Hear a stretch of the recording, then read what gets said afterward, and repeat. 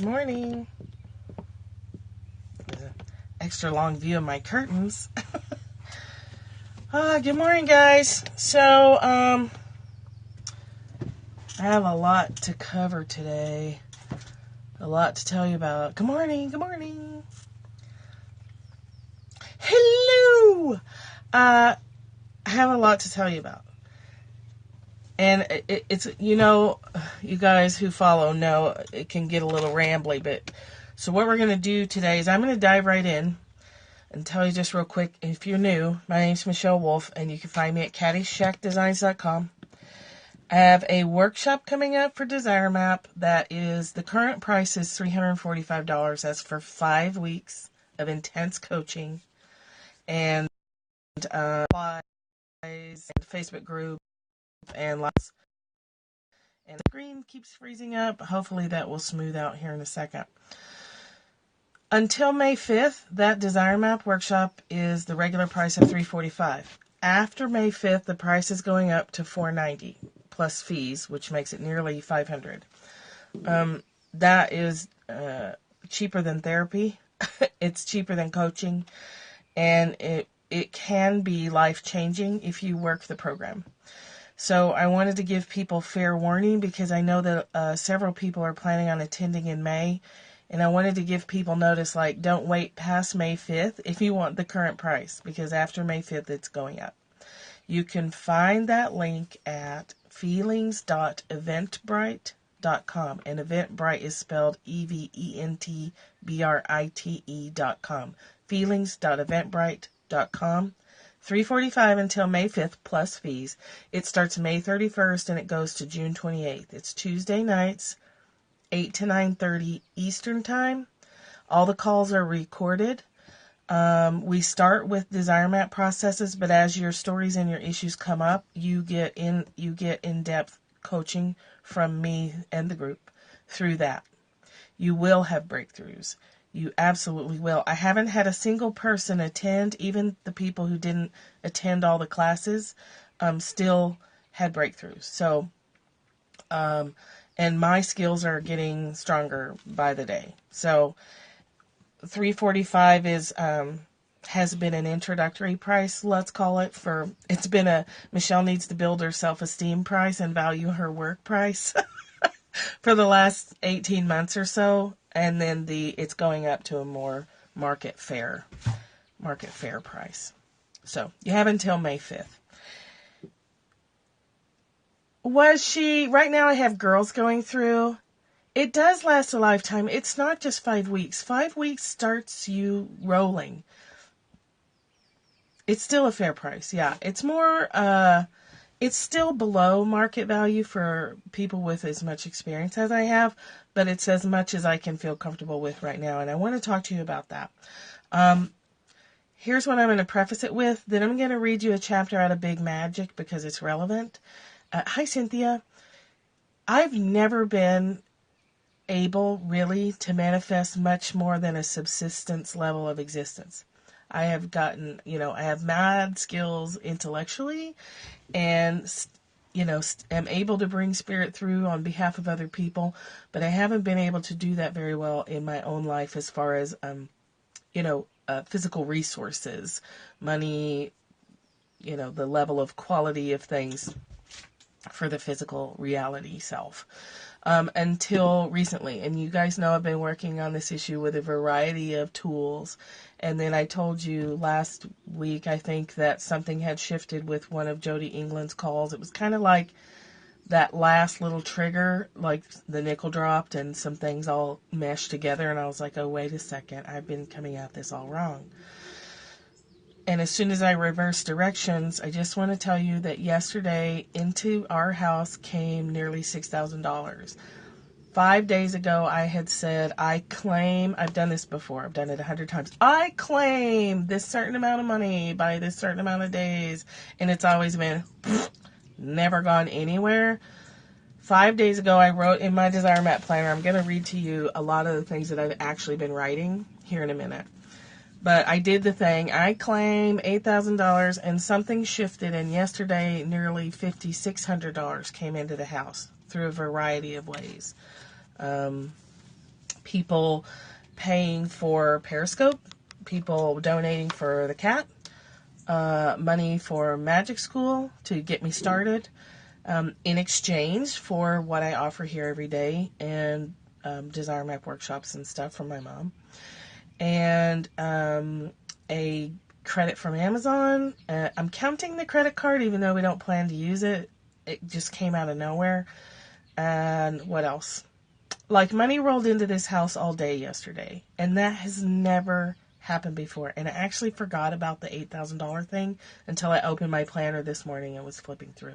So I want to share with you, if you guys are still struggling with that manifesting money thing, it's not that the programs you're working aren't working. It's that the stuff that has to be shifted out of the way and felt through and integrated has to be done first. It truly does. Like, you can buy 100 different manifesting programs and none of them are going to work until you move through and integrate your belief system, and not just the belief system in your head. That's what's really become clear to me since last year. Thank you. It's not the belief system in your head. It's the interaction between the beliefs in your head and your body. How you feel about things. Because we can say, this is why I don't like affirmations much. We can say them and say them and say them and say them, but until we believe that in our heart, it doesn't shift. Until we believe we deserve to be treated with respect, the outside circumstances don't shift. We still continue to encounter people who treat us like crap. We still continue to tolerate bad behavior in bosses and coworkers and family members even. You have to integrate how you be, your beingness, to be in line with these different beliefs that you deserve respect, that you deserve to be spoken to as a human being, if you're going that far, that you deserve to receive things in life and you don't have to know where they're coming from. And the important part, and I'm going to come back to this, is to not judge where they're coming from. Yesterday we talked about how when you pray or you ask the universe or whoever for help, that help comes to you through other people. How else is it going to get to you? Birds don't deliver money. Cats don't come carrying food baskets. They come with fleas and ear mites and lots of hair. It's humans that answer our prayers. We encounter a mentor. We find a book that a human has written. We hear a song that a human is singing. We have a conversation with someone, and our prayers get answered through other people. I'm going to come back to that. I have so much to tell you. I probably will talk about this the rest of the week. The last thing I want to tell you, just super quick before we read a chapter in Big Magic, and then I'm going to go back to some of this, is these little rollerball things that I showed you guys a week or so ago. These little tiny rollerballs for you essential oil users. These are great. And Catherine, I'm sorry I didn't think about this before I put your oils in the mail. Get yourself some of these. These hold 25 drops. So because I've been using the Finance and Forgiveness blend, I wanted to just put them together in a tiny bottle because I'm clanking around like, a ghost wearing chains. I'm just clunk, clunk, clunk. I've got oils in my pocket. It's like driving me nuts. So these little, I got these from Abundant Health 4, number 4, U.com, but you can get them off Amazon. Little tiny roller ball. And it holds 25 drops. I know this because I put in... Okay, so I put in 10 drops of Finance, 10 drops of Forgiveness, and 5 drops of Rose, and it filled it. So, 10 of Finance, 10 Forgiveness, 5 of Rose, if you have those. Make yourself up a roller bottle. I made one for my daughter because she struggles with these things too, because I raised her, and you know how it goes. It's a family thing.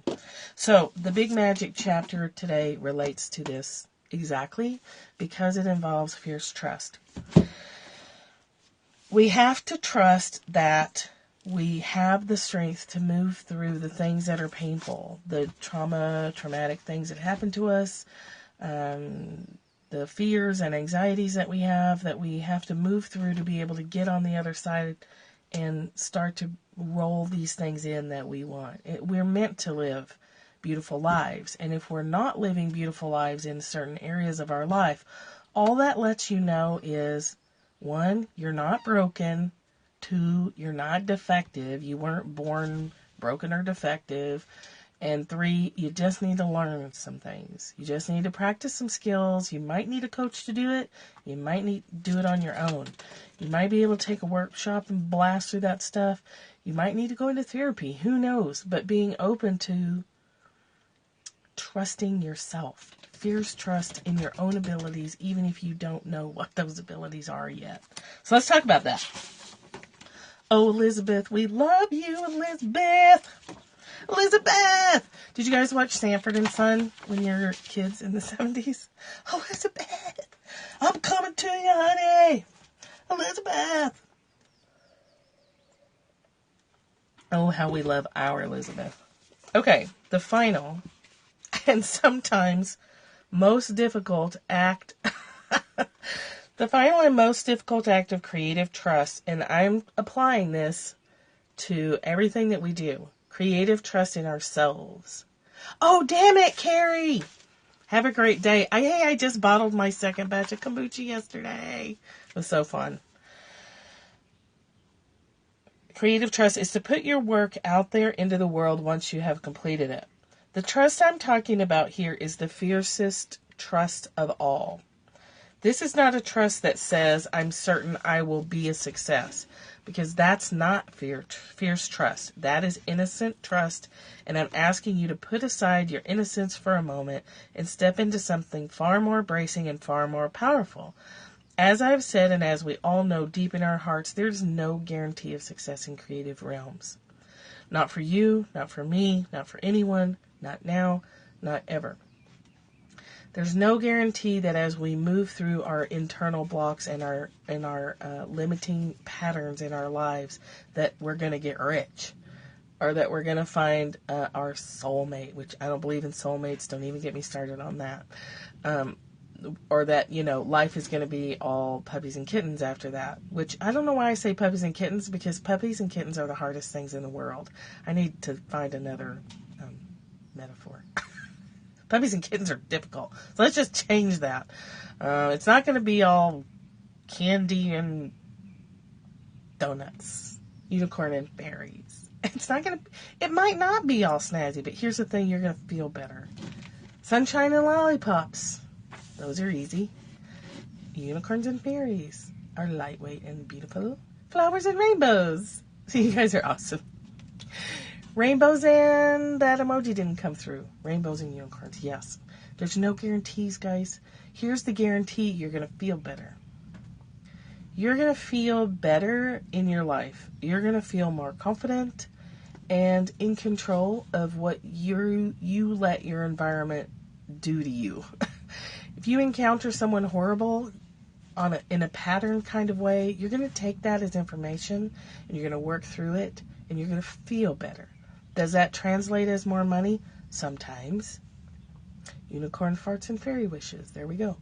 Does it translate in better relationships? Sometimes. It's been my experience that it does. It's been my experience watching my clients that it does mean those things. It does mean more money. It does mean more love.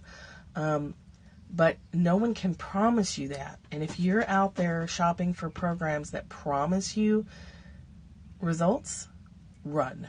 Because no one can promise you that. It seems to be true, but there aren't any promises. So that's what she's saying. You still have to do the work. If you want to be happy, you will feel better. Will you put forth your work anyhow, knowing that there's no guarantee?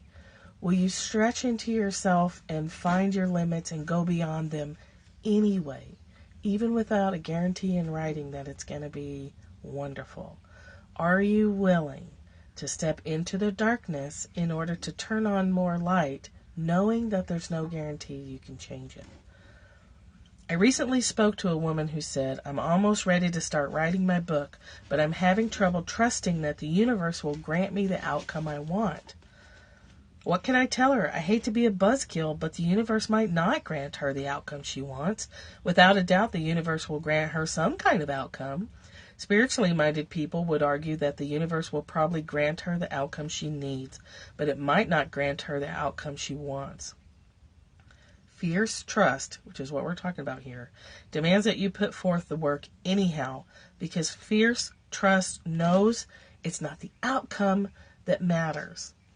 It's not the outcome that matters. It's the process of making yourself whole. It's the process of defragmenting your disk drive, if you want to think of it that way. It's the process of cleaning out the old dusty rooms in your house that need light and air, in your figurative house and in your literal house. It's the process that provides the reward, if you can stay with it and clear through it and transform it. You're not getting rid of anything. You're transforming the energy. You're taking the energy from out there, running it through the electrical cord, and as Esther Hicks says, you're making toast with it, with your toaster. You're not getting rid, you're not subtracting, you're actually adding. Fierce trust demands you put forth the work anyhow, because fierce trust knows the outcome doesn't matter. The outcome cannot matter. If you have a hidden agenda, I'm going to do this personal work so I can be rich, it's not going to work. If you go to workshops on opening your heart with a hidden agenda that you're only doing it so you can find the most fantabulous boyfriend or girlfriend on the planet, it's not going to work. The outcome can't matter. You got to root out those hidden agendas and start doing it for the love of it. Fierce trust asks you to stand strong within this truth. You are worthy, dear one, regardless of the outcome. You will keep making your work regardless of the outcome. You will keep sharing your work regardless of the outcome. And it's not irregardless, it's regardless. Look it up. You are born to create regardless of the outcome. You will never lose trust in the creative process, even when you don't understand the outcome. When you can let go of where things are going and just go, all things start to loosen up and change. What's up, whiner? And I gotta hold this thing. You were born to create regardless of the outcome. You will never lose trust in the creative process. Oh, good. When you don't understand the outcome. There is a famous question that shows up in every single self-help book ever written. What would you do if you knew you could not fail? But I've always seen it differently.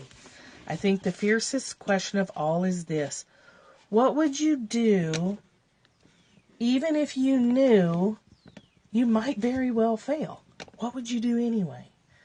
What would you do anyway, knowing that might not make you rich, or it might not find you love, it might not get you anything at all except a wonderful experience of growth? What would you do even if you might fail at it?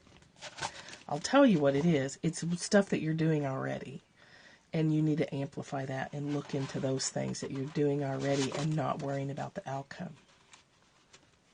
Yeah, what would you do even though you might fail at it? Because that's a ridiculous question. What would you do if you knew you couldn't fail? That's not possible. It's everything you do, if it's of any kind of value, involves a risk of failure.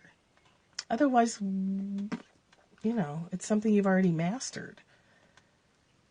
If you've already mastered the skill, there's nothing to be gained by exercising that skill. You might refine it, but the most energy comes when you're learning new things, when you're taking risks and falling on your face, and over falling on your face until you master whatever it is.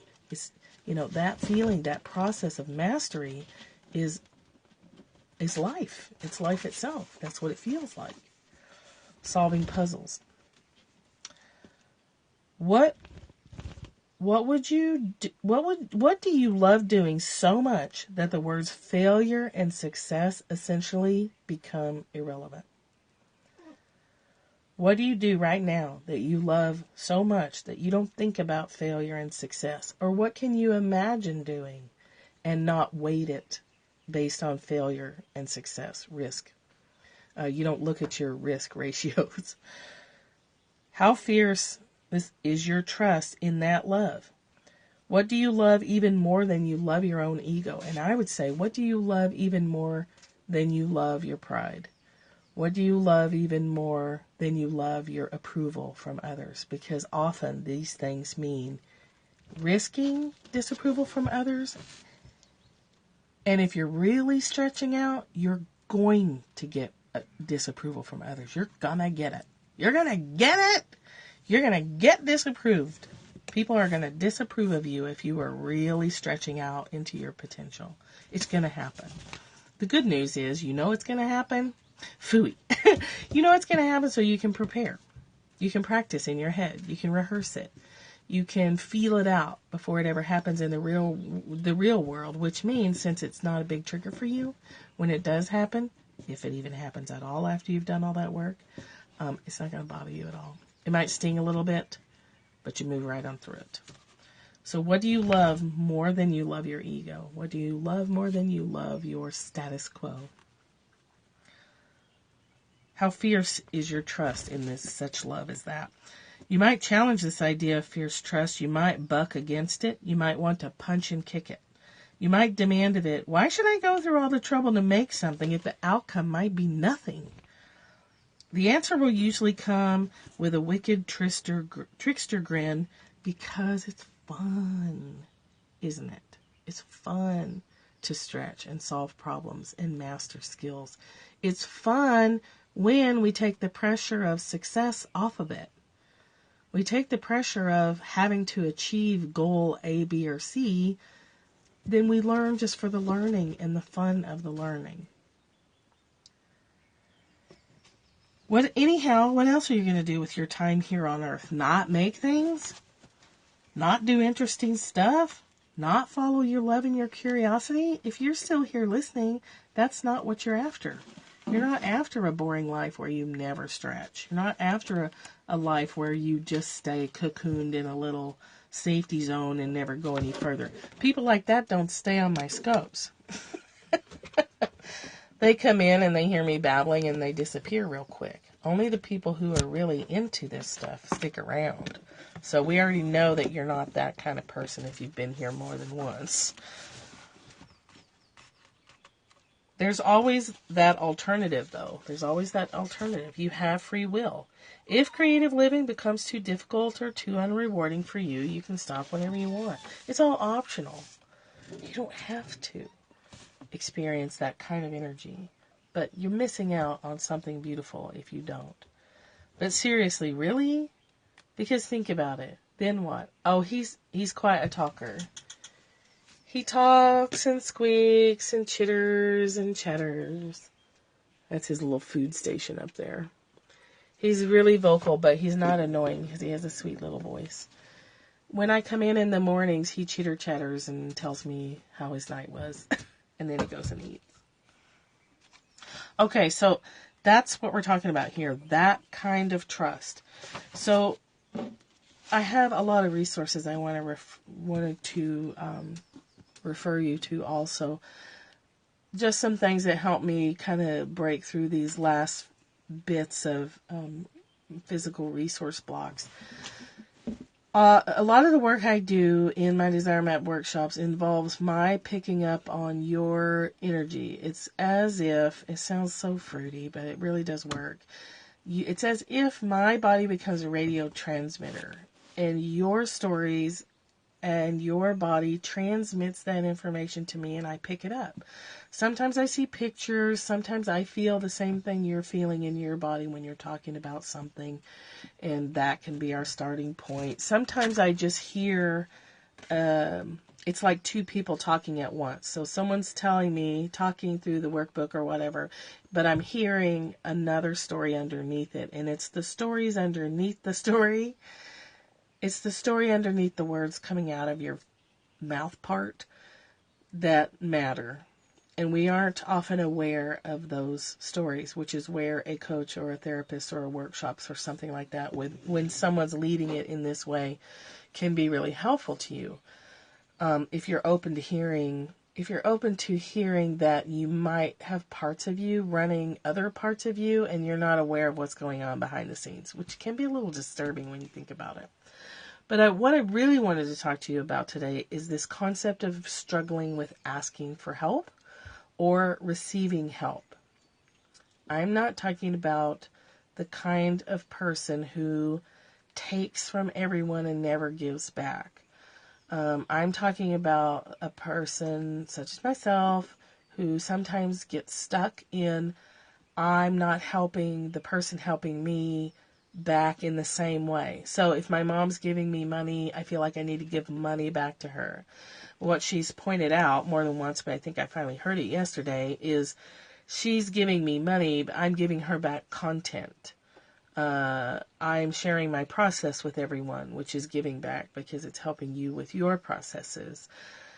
And the tricky part of that is it's all listen to your mother. Listen to your mother. When we can't chop ourselves up into bits. We've talked about this in relationship to love.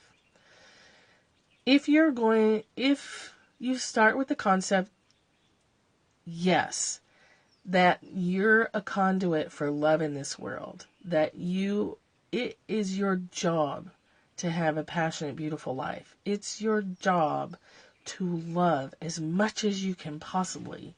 Animals, people, things, creative projects, whatever, because that's life. That feeling of being a conduit and all that stuff flowing through you and out of you toward others unconditionally as much as you can in a human body. I believe it will always fluctuate. But that's life. That's what keeps people living till they're hundreds of years, maybe over 100 years old. When they look at people over 100, there's no pattern in their diet. The pattern is they're engaged with life. Energy is coming through them and flowing out toward their little projects.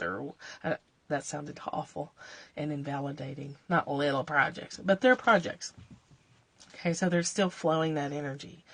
When you decide that you're going to love your neighbor 10%, and your husband 100%, and your coworkers 2.5%, you start chopping up that flow. You start chopping that energy up, and it gets tangled, and it doesn't flow as easily because it's all or nothing. It's either fully flowing or it's not flowing. I really want you to get this concept. So what my mom and I talked about yesterday was the concept of a water hose. Good morning. And the spigot that controls the flow of water. That water is you. It's available to you in every moment. And you have control over how much that knob turns. You have control over how much water is coming out of that hose. And you have control over where it goes. So you can water the garden, which is productive, or you can water the patch of dry dirt, which is not productive, and then you can wonder why nothing grows. You get to control it. So if you're having trouble in relationships, that dial is probably turned down pretty low. If you're having trouble manifesting money and other physical resources to make your life comfortable, that dial is probably turned down pretty low. And here's how we turn it down. Through judgment. And through being picky. And putting conditions on how help gets to us. Who are we to say, ask the universe for help, but when it comes, nitpick how it comes? So if you're sitting in your house and you're praying for financial help and someone offers you money and you say, oh no, I couldn't possibly, what have you just done? You've been offered an answer to your prayer and you've said, no, thank you. I'm doing it too. I've been doing it for a really long time. So my mom offers me help and I'll take it when I'm in desperate need, but I don't like it. And I'm not, I'm grateful for it, and I'm not appreciative of it because I was still judging it as bad. It's bad to get help from your parents, loser. You're living in the basement, you're playing video games all day, you're wearing like 6-inch thick glasses, basement dweller.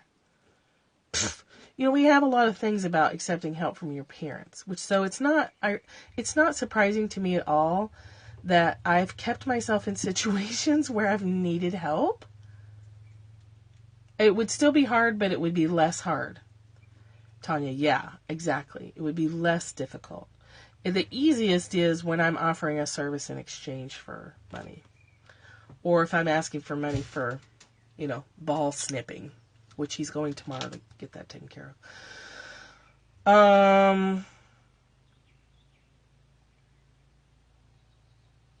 Oh yeah, God, yeah, I wouldn't judge that. I'd be like, hey, stupid, take the money. Go pay your bills. Go buy some pizza, dummy. Yes, you're exactly right, Tanya. Yeah, I wouldn't judge that in someone else, ever. But I was judging it harshly myself. So what happens when we do that? What we resist persists. So I continually create the situation where I need help, and then I fight the whole process until I shift what needing help means. So in my head, if I need help, I'm a failure and a big loser. So you have to start with that story. This is what we talk about all the time, and this is how it's playing out in my life. You start with the story of, what does accepting help mean to you? Well, it means I'm a loser, or it means I can't provide for myself, or it means that I'm a failure. All these stories. And then you start to look at how ridiculous that is. How ridiculous it is to keep yourself living a meager existence with love or money because you're judging how it comes to you. Now, when love comes to you, you enjoy it no matter who it's coming from. It doesn't mean you marry them. It doesn't mean you even date them. But you accept the love that's being offered to you as an energy. So if someone's offering you money and financial assistance, you accept that energy as you're still developing your skills, if that's what's important to you. Some people don't have a problem being supported by others forever. I know several people who are very happy to take from others and allow them to support their entire lives. What they have to do to themselves to have that kind of existence is unacceptable to me personally. But there's some martyrs out there that will get other people to take care of them. I'd rather do that differently. So that's not the kind of person I'm talking about. But it's that boat thing that we just talked about this yesterday. It's the boat thing. You're sitting on a house rooftop. The waters are at the top. Or if you've saved $500 and in turn your son gets a $1,200 car repair, you can, if it feels in alignment. Like, you don't want to help if it feels wrong, but if it feels like the right thing to do, yeah. And hopefully he accepts it.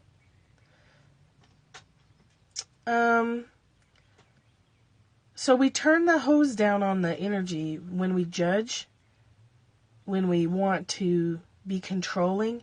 Are you saying that you have to, or that you want to? Because there's a difference. If you feel like you have to help him, that's different. If you want to help him and it feels free and light, then yeah. But if it feels heavy, then maybe it's not your job. Maybe he needs to learn some other skills, or maybe someone else is out there to help him, or maybe the car repair place will work out something. Yeah, and how does that choice feel? Does it feel heavy or light? It should feel light if it's in alignment, because we have to do what's right for us and thereby do what's right for everyone else. So you turn that flow of energy into your life up through love it. That's different. Yeah, if you want to, that's different. But don't help people if it feels heavy. And then don't ask for help from God or the universe and then turn it down when it gets to you because you don't like how it got to you, or you don't like the hands it's coming through, or you have stories about help. The boat thing. The guy's on the rooftop. 3 methods of being saved come to him. He judges them, and so he dies. We're doing the same thing. Help comes to us all the time, and our pride gets in the way. or our stories about what it means to accept help get in the way. Or our attitude that we have to do it all ourselves gets in the way. And that's us turning that hose down. When it's, all we have to do to turn it up and open the flow is listen for those stories. As we're reaching for more physical resources, all the stuff that's in the way of that comes up. And if you're listening for it, you'll hear it. And it might show up as dreams. And it might show up as pain in your physical body. Or it might show up in a recurrent thought pattern in your head that you suddenly become aware of that you're doing. It might show up as obsessive distractions. It might show up as complicated relationships. Because you're not accepting love, you're going to have trouble accepting money easily. So let's see, I have some notes.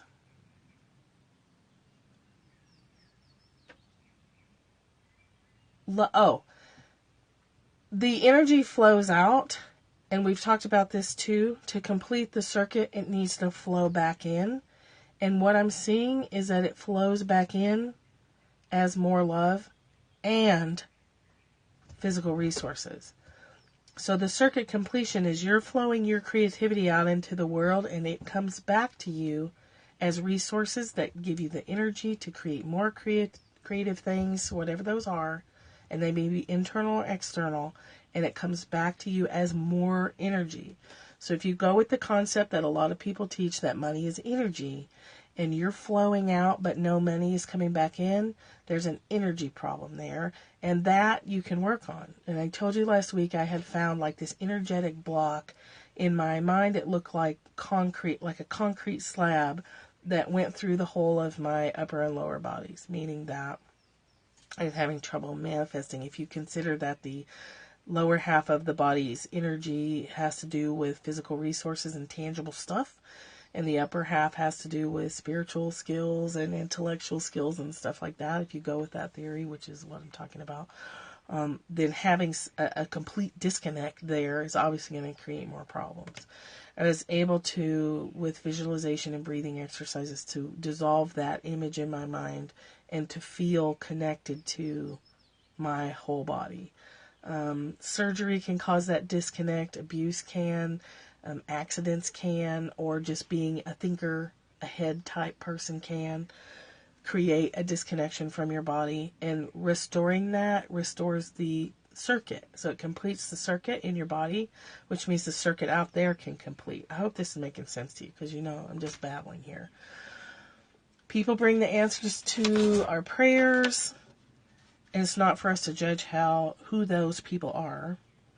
We choose where to focus that water and that energy and how much of it comes through by adjusting our handle. Judgment and resentment turns down the flow.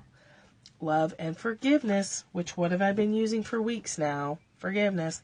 Love, forgiveness, acceptance, allowance, taking the labels off, deconstructing your stories, reforming new beliefs, and then stepping into that energetically in your imagination and feeling, what does it feel like to be a person who receives money easily? Just play with it. It's just a game. What does it feel like to get help from a zillion different people? What does it feel like to have a successful business? Well, I don't know. So let me imagine that. And let me imagine it until I feel the part of me that goes, oh, I can't believe that. I don't know if that's possible. And there's your clue, and there's your work for the day. You go into that part that doesn't believe that it's possible. You go into that part that doesn't think you're ever going to find love. You go into that part that doesn't feel like you're ever going to work in a place that makes you happy, or that really utilizes all your skills and draws even more out of you. You go into those parts that don't buy it. Those are the parts that are carrying the stories that it can't happen for you. And when you work with them through a combination of, I use oils, meditation, work with a therapist, work with a coach, take a workshop, read a book. You don't have to spend money to do this work. I'm offering you tools every single day, and the example of myself, my own process. So it's free. It's free to you. If you donate, that's super awesome. I love it. I buy cat food with it, and dog food, and people food, and gasoline. Sounds like temple bells.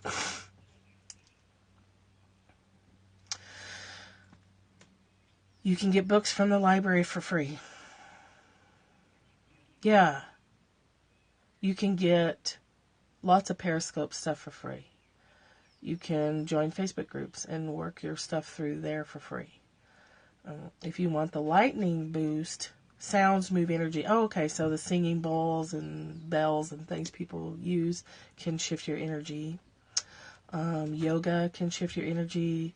Dancing shifts energy. Gardening, any movement of your physical body shifts that energy out of your head into your body. And what we're looking for is greater balance between the thinking and the feeling.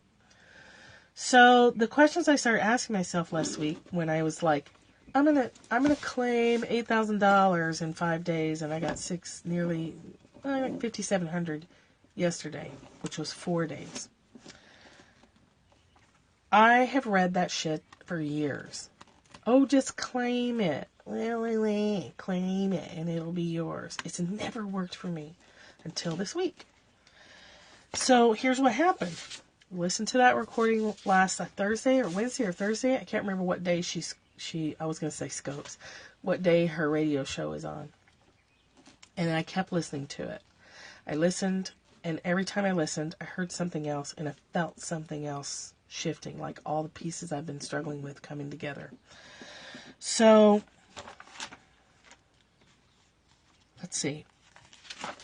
What day was that? Michelle, are you here? What day does she do her radio show? Okay, so we found the cat Friday night. It got launched into a lot of fog and confusion over the cat thing. Then I was saying, okay, let the right solution come because I'm obviously fucking shit up. Okay, so last Wednesday. Then I didn't listen to it fully until Thursday because it was coming in and out. And then I listened to it Friday, parts of it, because I was at home. But I listened to it on the way to Atlanta and on the way home from Atlanta on Saturday. I wanted her Soulful Money Medicine group or class for a long time, but it's $500. And I didn't feel motivated enough for it to, like, work my ass off to get it or to, whatever. Anyway, that came to me yesterday. So then I ran across a woman named Elizabeth Purvis who is working on something called the Art of Feminine Magic. Her marketing for that is kind of old school, but I listened to her recording and I watched her videos and for free, and I got a lot out of them. I actually may see if she has some kind of donation or if I can send her some money because I don't want to buy her course, but I would like to support her efforts in the world because I got so much out of it. So she has you start asking a lot of questions. Like, am I willing to receive this? And if you ask that, if you say, I want to make $12,000 a month and I don't know how to do it. Am I willing to receive it? If you tune in, you're going to know if that's just a fantasy head-based idea or if you're actually willing to receive that level of energy. And here's what that means. And I tell you guys this all the time. When you start working a new core desired feeling or you start working with an emotional-based oil, an oil that we know moves emotions, all the shit gets stirred up. So you say, yeah, I'm willing to receive $12,000 a month. You betcha. And then all your shit comes up. All the reasons you don't believe it come up. All the stories you have about where it comes from comes up. We don't get to say that. We don't get to dictate where it comes from. If we say, I want to feel more love in my life, and our boss is sending us love, but we don't like our boss, we won't see it. We'll only see the crappy parts of our boss because we have a story in the way. It's coloring how we see. It's coloring our perceptions. So then she has you ask if you're willing to receive it, and you're going to know if you're 100% on that or if you're 50%. You're going to know where your blocks are. You're going to feel them. If you're listening, if you're feeling, you're going to feel where you're like, I can't do that. So what you can do is you can back that number down to a number that you can believe. That's more than you have now, but not so far out. You're like, oh, hell no, that's not even possible. You back it up a little bit, and then you start listening for your stories. So she has you ask, what do I need to let go of to be the person who can make $12,000 a month? These are just random numbers. What do I need to let go of? When I started asking that question, I wrote down that I had to let go of my tendency to create crisis around money because that's what's familiar to me. Crisis, chaos, scrambling, always down to the last penny, paycheck to paycheck, when there's paychecks, erratic sign-ups. Sometimes people sign up for the workshops, sometimes they don't. That inconsistent garbage, that is in a way an addiction. It's kind of an addiction to crisis. You hear the word crisis junkie. Your body produces chemicals during crisis that you can get hooked on. And we talked about this a lot, we meaning when I was an EMT. We talked about how paramedics and firefighters and cops can get hooked on their body's own chemicals that get produced in crisis. So I've known that, and sometimes I've chosen to manage my crisis addiction through mountain biking, which is a very risky, high adrenaline sport. But I made a decision a while ago that I'd really just kind of like to give that need up. So that's the first thing that popped in my mind. Same with relationships. Things get good in your marriage and you pick a fight. Or things start getting good and calm with your significant other and you dump them. Or you make them dump you by being an asshole. I mean, there's all kinds of ways that we do this. We shut them out. We put our parents' face over their face and we start acting out our crap with them. I mean, this is what we do. So I'm willing to let that go. Have I 100% let it go yet? I think I have. But it's taken years. I've known that before. I've chosen to say, I want to choose peace. I want to feel comfortable in peaceful states of existence. I want to let go of this need to have things be turbulent. And that need for turbulence is just because it's familiar. It's not that I'm a wacko and I get off on crisis. I am a wacko, but you know what I mean? Like, it's just because that's how it was. That's what family life was like. That's what money life was like for me. It's what I know. It's what's familiar to me is chaos and turbulence. So I have to be willing to move into the unfamiliar place of steady income, consistent income, better income than I can imagine, which is what I got to experience yesterday. Your habits. Yes, your habits and your thoughts, your stories that you're used to. So then she has you ask, and the other thing I wrote was my refusal to fully accept help from others. That's the most ridiculous belief system that I've had to work up and work through. Part of that's our cultural, pull yourself up by your bootstraps. And if you're not making it, it's because you're not working hard enough, dummy. It's because you're not smart enough. You're stupid. You're a loser. It's all that stuff we get from our culture, parents, teachers, and then a lot of marketers who say, well, I have the special key that's guaranteed to make you successful. Now give me $500 and I'll give it to you. I won't ever promise you that you're going to get something out of a workshop. Chances are you will, and you'll get more than you expect to get. But I won't ever make you that promise. I say, hey, you take a gamble. You pay your $345, or then you'll be paying nearly $500, and you roll the dice. Maybe you'll get something, maybe you won't. I can't make you any promises. But it hasn't been my experience that somebody took the workshop and they did even a little bit of the work. They got breakthroughs. And they got something.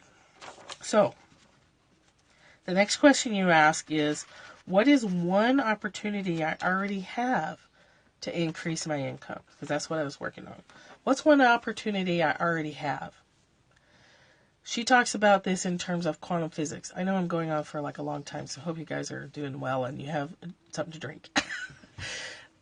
Quantum physics, if you don't understand what I'm about to talk about, go watch the movie What the Bleep Do We Know? There's a section in that movie where Marlee Maitland, the actress who's deaf, she's been in a lot of things.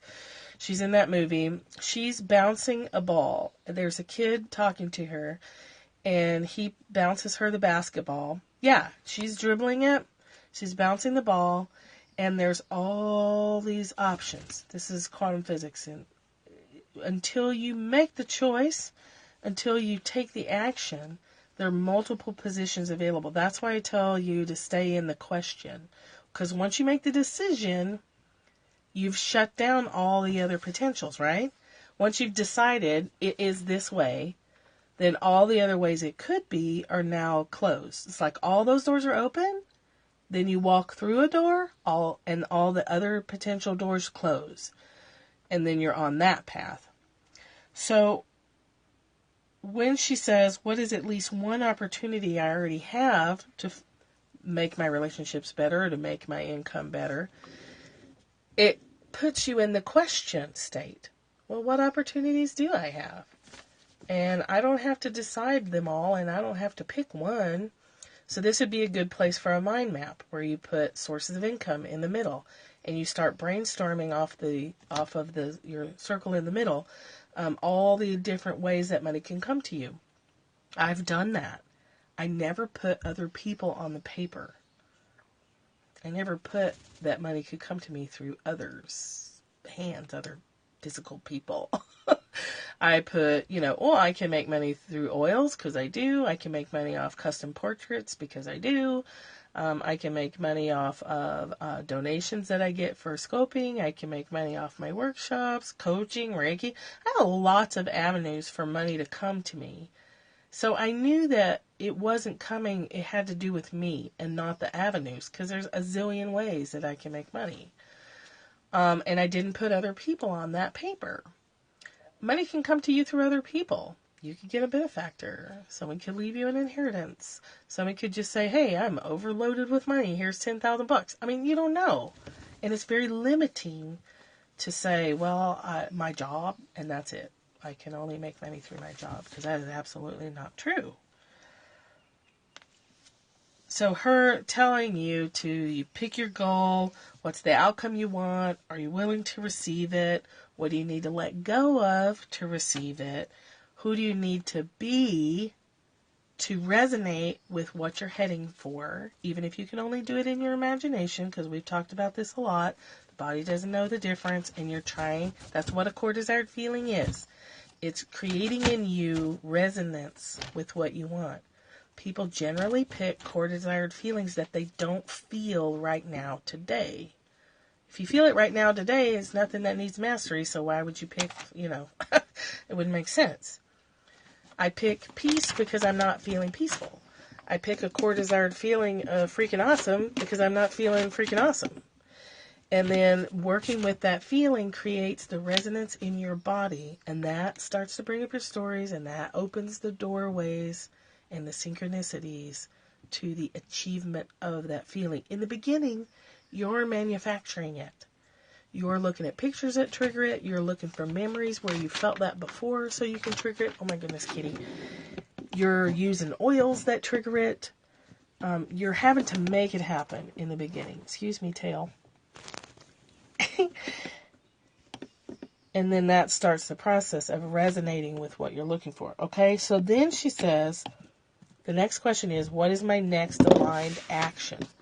That's where we say all the time, get the feeling first. Yeah, get the feeling first. Do your meditation first. Activate your core desired feeling first. Then wait for the intuitive hit to take an action. Then wait for the phone to ring. Then go to the bookstore and wander the shelves. I've done that a zillion times. Pick up books here and there. Anything that looks interesting, pick it up, flip it open. You can get answers to your questions that way. Turn on the radio, start flipping. Wait for the song that leads you to the information. Remember how she talked about writing the signature of all things? She wrote the signature of all things by following the impulse to plant a garden. That's it. She was sitting in her curiosity, wondering what's next. She gets an impulse to plant a garden, and rather than saying, planting a garden is not next, she follows the impulse. And it leads to this and leads to that, and she's following her curiosity, she's following her love, and that results in an amazing book that's making her money. So it is rewarding her, but there was no guarantee it was going to make her money. That's this exact same process. What is the outcome you want? Are you willing to receive it? Are you willing to do what it takes to activate the feeling within you? And what are you going to need to let go of? That means taking your hands off the ledge. That means prying your little grubby fingers off the steering wheel. It means letting go of your long cherished beliefs. Look at this. Look at this mess right here. Oh, you're naughty. Okay, so there's work involved. There's pain and possibly tears. Thank you. And anger maybe. You're going to have to go through some shit to get there. And that's okay. You know why? Because you can. Surrender Emotional Oil Blend from Young Living can help you take your hands off the wheel. Yes, it can. I've used it. I used it over the summer, actually. Okay, so then you mind map your opportunities and recognize that people are one of the avenues that help can get to you. And you undo your stories about needing help. And you undo your stories about being willing to ask someone for help. Like, I really want this thing and I can't justify it. I just want it because I want it. Because I feel like there's something there for me and I just fucking want it. Can you help me? Would you help me? And if the answer is no, move on to the next avenue and keep moving on to the next avenue until something shifts. Look at your stories about, am I asking people who I secretly know are going to deny me assistance? Because that's a messed up story that we often do. Are we pursuing love from people who part of us knows are never going to love us so that we can keep our stories intact? That's a story that we play out too. If you're repeatedly finding people who can't love you back, there's something going on there. What is my next aligned action? Excuse you. Hello, I'm using this. And then how can you make it a done deal? Now, I've done this with when I was planning, dissatisfied with a job and I was looking for another job but I hadn't found it yet. I would impact my environment however I could. So what I would do is I would secretly write my resignation letter months before I had another job. I would write my resignation letter because I was preparing my environment for when I left. I would start slowly taking my stuff home from my desk at work. So I would, every week I would take a few more things home, like pictures or little, your little tchotchke things that you have at work, or books. I used to drag a lot of resources around with me, which I don't do anymore, thank God. But I would start taking those things home from work because in my head I was saying, I'm leaving this job. And here's how I know I'm leaving it. I'm packing my stuff. I've got my letter written. I'm putting my resume out. I'm scanning the internet for jobs when I feel the impulse to do it. I don't ever worry about finding a job or finding another job if I'm in a job I don't like. So I have those skills in that area, and I've been transferring them to here. So that's another thing. If you're doing well with allowing in love and you've got great relationships, you can move those same skills over to your money area. You want in? No, I'm good. Okay. We have to go to town soon. So that's the how can I make it a done deal. It's you can put your oil bottles that you're working with in where you can see them. You can use Post-it notes. You can use cell phone reminders. You can email yourself letters from your future self. You can, if you're working on increasing your resources, you can put little, remember the money exercise we talked about? If you can afford to, you can stick $100 bill up on the wall and have it in your field. Move it in your energy. And every time you see it,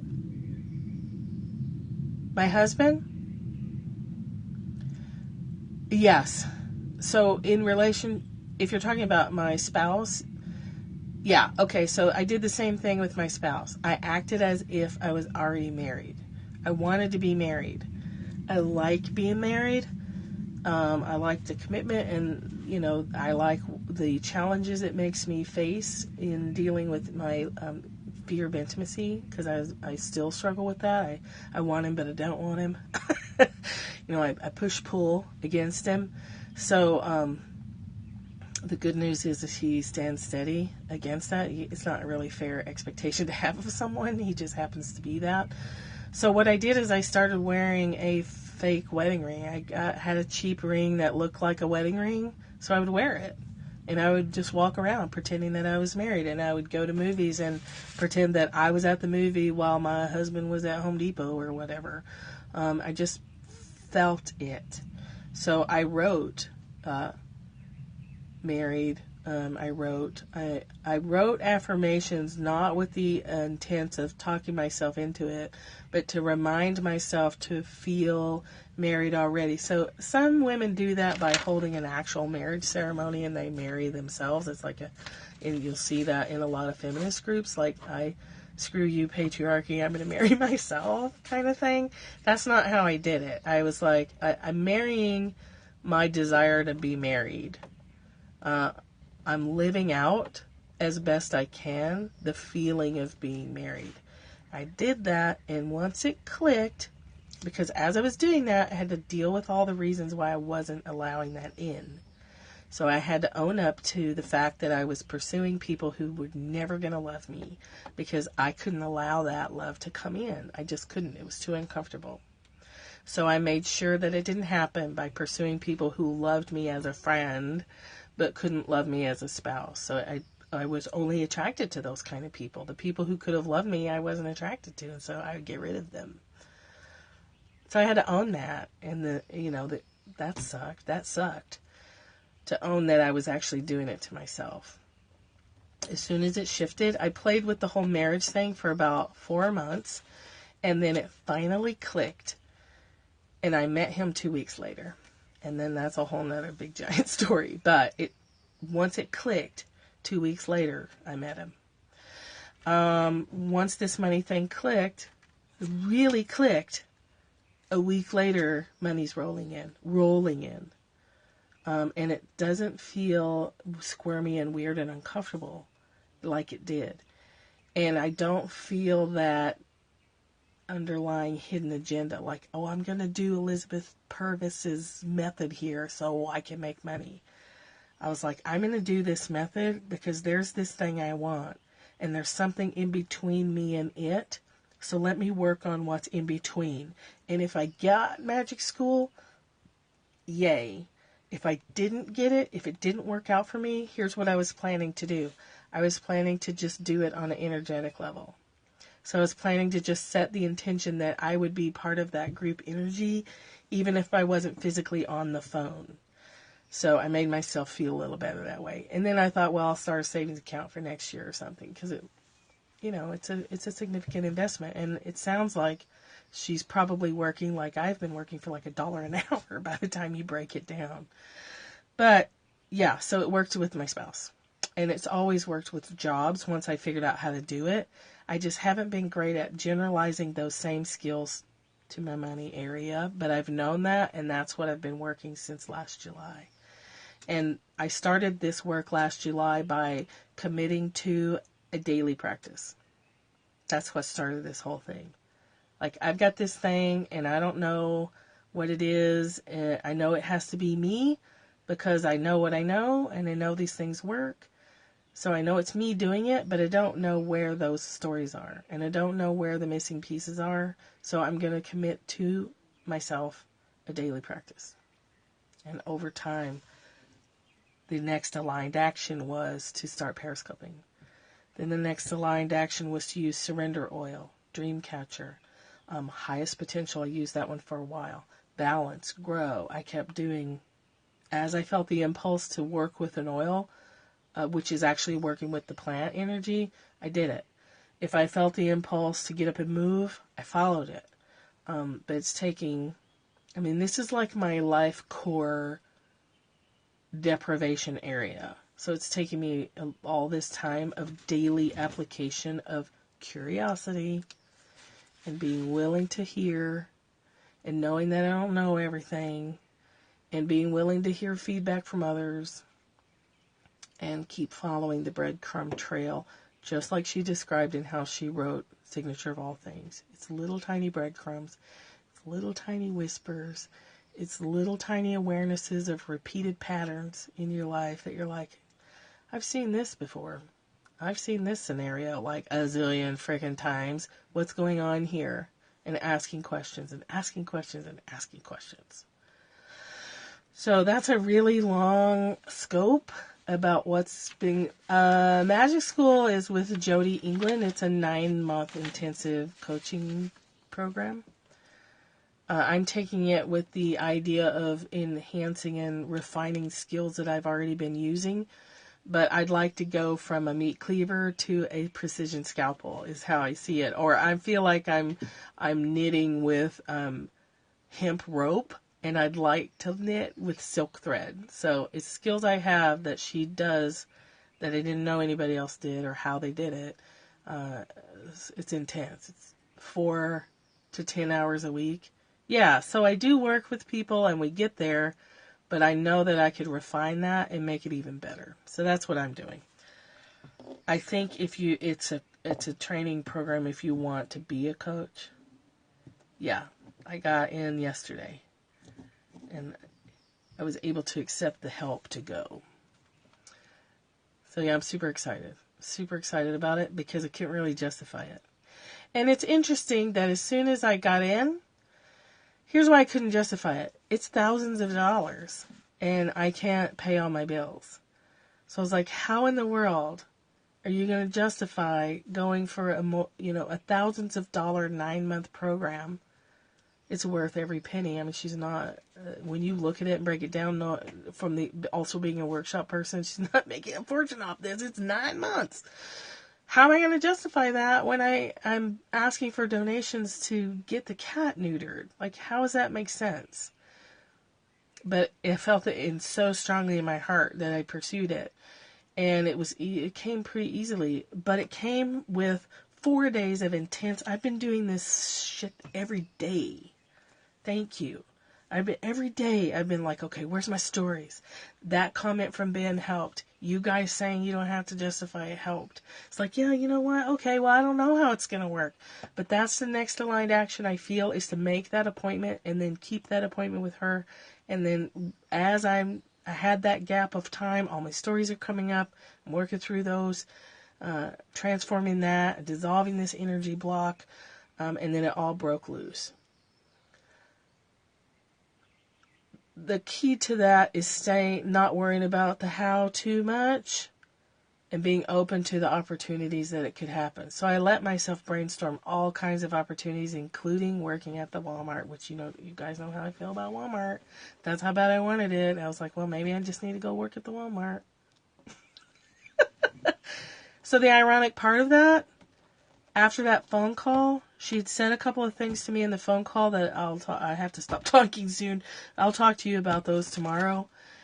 Right after I got in and the deal was done, some money rolled in. I'm not kidding. 30 minutes later, some money rolled in that makes the rest of the bill paying for this month done. Cat donations rolled in that mean I can go get him neutered in the morning. I don't have to wait. I really want him out of my office. He's really shedding, and he's making my allergies crazy in this tiny space. Plus, he's not super happy to be in this tiny space. So, he's getting neutered tomorrow, and then, I'll start moving him into the house. Yeah, but I had to have fierce trust. That's why I was really glad that chapter aligned with today. Fierce trust that if I felt it that strongly and that clearly and it was bringing up that many of my stories for me to work with, that it was on target. But I had to have trust to do it. Because if I'd said, I just can't pull this off, I can't even imagine that kind of money, then I wouldn't have it. And I'd probably still be struggling. Because now I know that the way is open. Now I know I've moved through enough of those last stories. And they're never last. There's always more. I've moved through a level of limitations. And that will continue to go forward. So that's a long story. That's my story for today. Oh, tears? Are you crying? Are you mad? Sometimes I make people really mad. I don't care. If you're mad, it's because you need to be mad. You need to work through your mad. If you're crying, it's because you know that this is for you too. You know this is for you too. It's resonating with you. You know that, you guys, if I am demonstrating something that you want, I hope that you feel jealous. Because the jealousy lets you know that this is for you too. You can have this too. Otherwise you wouldn't be here. Oh, I'm just teasing you. No, I can feel that. It's tears. But some people do get pissed off. And that's okay. It's all activation. Triggers are good, people. Triggers are good. Okay? So if this creates any kind of twinge, follow the twinge. If it creates an emotion, follow the emotion. I hope you're jealous, bitches. I hope you're jealous. You guys know who've been on here that I worked with jealousy for probably 4 straight months. My jealousy of other people's success. I was working that jealousy. But the jealousy came from knowing that they were doing what I wanted to do. And I intuitively knew I was capable of doing that. And I wasn't. And it was pissing me off. How come they can do it? Intuitively, I hear the whisper, you can do it. No, I can't. I can't do it. They're doing it. They get all the breaks. They have all the luck. Blah, blah, blah. I worked with all those stories. That's not to say I won't ever feel jealous again. But I know when I feel it, it's a clue that I can do even more. Someone's doing something that I'm jealous of, I intuitively know I can do it. That's my job. That's all of our jobs, is to be each other's mirrors. And I used other scopers. You guys know I went and watched scopers who were pissing me off, and I watched them until I got the message. I watched scopers that I was harshly judging until it broke through, or I got the message in it. I got the story. I got this part of me that they were demonstrating that I didn't like. Or, conversely, the part of me that they were demonstrating that I wanted to be and I haven't been living. Okay, it can go both ways. You can watch scopers and be activated by what you don't like in yourself. And you can watch scopers and be activated what you know you're capable of and you're not doing it. That's some jealousy stuff there.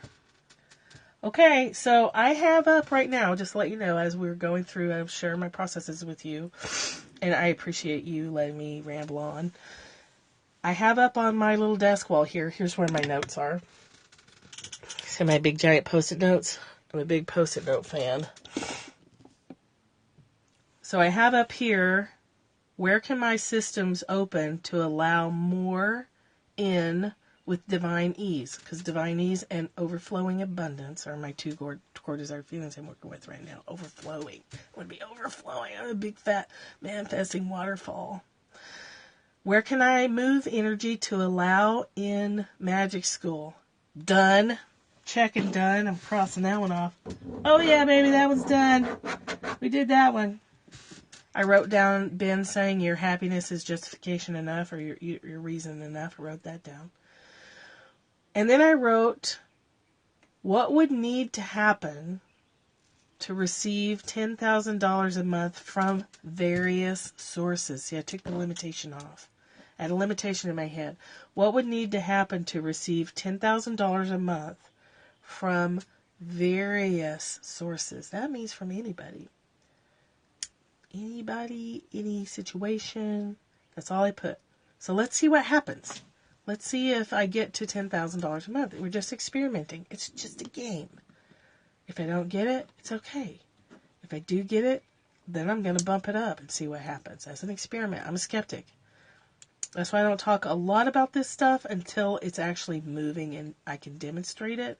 Then I share it with you because I'd like to try things out. If they aren't working, then I'm not going to share it because it's not effective if I can't show you how it's changing.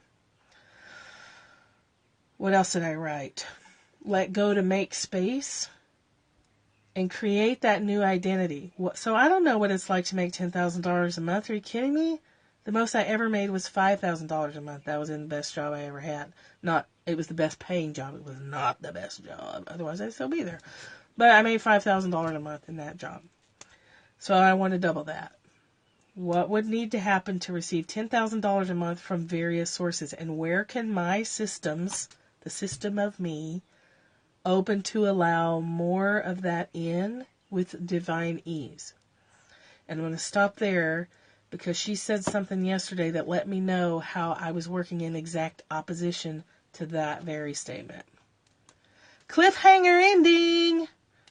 See you tomorrow. I love you. You're super freaking awesome. Thank you for being my support, and I'm glad to be your support. Teaser!